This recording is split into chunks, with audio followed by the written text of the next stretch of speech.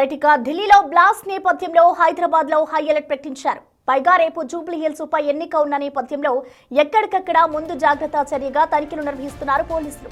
ప్రధాన కూడళ్లలో అనుమానితులను ప్రశ్నించడమే కాదు, వాహనాలను కూడా తనిఖీ చేస్తున్నారు.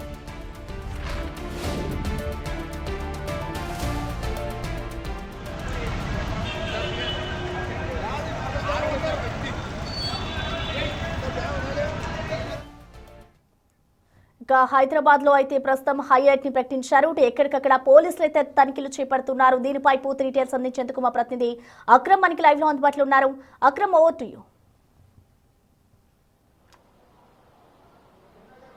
ప్రసన్న, ఈ రోజు సాయంత్రం ఏదైతే ఢిల్లీ దేశ రాజధాని ఢిల్లీలో జరిగిన భారీ పేలుడుతో ఒక్కసారిగా దేశమంతా ఉలిక్కిపడింది. దాంతో కేంద్రం దేశంలో ఉన్న ప్రధాన నగరాలన్నిటికీ కూడా హై అలర్ట్ జారీ చేసింది. సో దాంతో నగరాలలో ఎక్కువగా ఏదైతే జనరద్దీ ఎక్కువ ఉంటుందో ఆ ప్లేస్లలో పోలీసులు తనిఖీలు చేస్తున్నారు. ప్రస్తుతం మనము జేబీఎస్ హైదరాబాద్ లో ఉన్నటువంటి జేబీఎస్ బస్ స్టాండ్ లో ఉన్నాం. ఒకసారి బస్ స్టాండ్ లో కూడా చూసుకోవచ్చు. కాసేపటి క్రితమే ఇక్కడికి పోలీస్ అధికారులు డాగ్ స్క్వాడ్ అదేవిధంగా బాంబ్ స్క్వాడ్ తో వచ్చేసి కూడా పూర్తిగా కూడా చెక్ చేశారు. అయితే ముఖ్యంగా ఏదైతే దేశ రాజధాని అయినటువంటి ఢిల్లీలో ఎర్రకోట వద్ద ఈ రోజు సాయంత్రం 6:50 గేట్ నెంబర్ 1 వద్ద సిగ్నల్ ఏదైతే ఉంటుందో అక్కడ కదులుతున్న ఒక మూవింగ్ కార్లలో ఆ బాంబు బ్లాస్ట్ అయితే సంభవించింది. సో దాంతో దాదాపు 10 మంది వరకు కూడా మృత్యువాత పడ్డారు.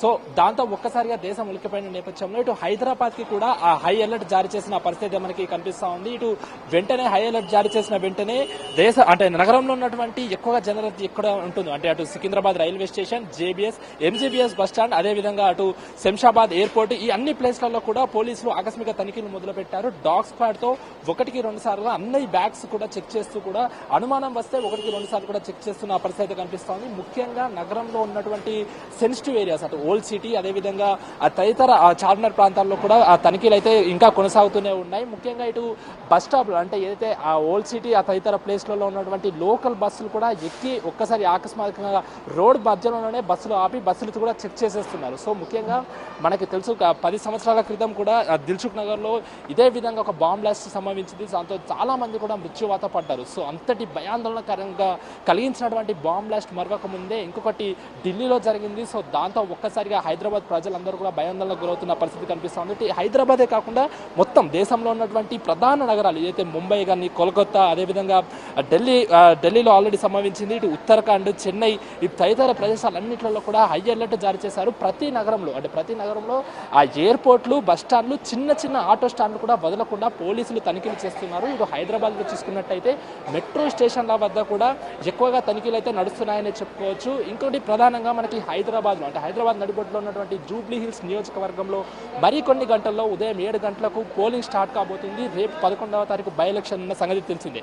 అయితే ఎన్నికలు ప్రశాంతంగా ఎలాంటి అవాంఛనీయ సంఘటనలు జరగకుండా అయితే అధికారులు అయితే చర్యలు చేపడుతున్నారు. సో దాంతో అటు పోలింగ్ కేంద్రాల వద్ద కూడా తనిఖీలు నిర్వహిస్తున్నారు. అక్కడ కూడా ఎలాంటి గందరగోళ వాతావరణం నెలకొనకుండా చూసుకుంటున్నారు. అక్కడ కూడా ఏదైతే ఇప్పటికే పోలింగ్ కి సంబంధించినటువంటి బూత్ బాక్సులు కానీ బ్యాలెట్లు అవన్నీ కూడా చేరుకున్నాయి. సో వాటి ప్లేస్లలో కూడా డాగ్ స్క్వాడ్ సహాయంతో మొత్తంగా చెకింగ్ చేస్తున్నారు. ముఖ్యంగా ఏదైతే ఢిల్లీలో జరిగిన బాంబ్ బ్లాస్ట్ కార్లో జరిగింది కాబట్టి ఆ కార్ ఏదైతే ఆ రైల్వే స్టేషన్లో బస్ స్టాండ్లో బయట ఉన్నటువంటి పార్కింగ్ ప్లేస్ల పైన ఎక్కువగా పోలీసులు అయితే నిఘా పెట్టారు. ప్రతి కార్ని కూడా అంటే ఆల్రెడీ పార్కింగ్ చేసిన కార్లతో పాటు ఇటు బయట నుంచి ఏదైతే మనకి క్యాబ్లే కానీ అదేవిధంగా పర్సనల్ కార్స్ ఏవైతే వస్తున్నాయో ఆ కార్స్ని కూడా చెక్ చేస్తున్నారు. ఇటు కార్లే కాకుండా ఇటు ఆటోలు కూడా వదలకుండా అన్ని చెక్ చేస్తున్నారు. ఒకసారి మన జేబీఎస్ బస్ స్టాండ్లో కూడా ఒకసారి మనం గమనించవచ్చు. పోలీసులు కూడా అలర్ట్ అయిపోయారు. అందరినీ కూడా కొంచెం అనుమానం వచ్చినా కూడా బ్యాగ్లు ఓపెన్ చేసి బ్యాగులు కూడా చెక్ చేస్తున్నారు.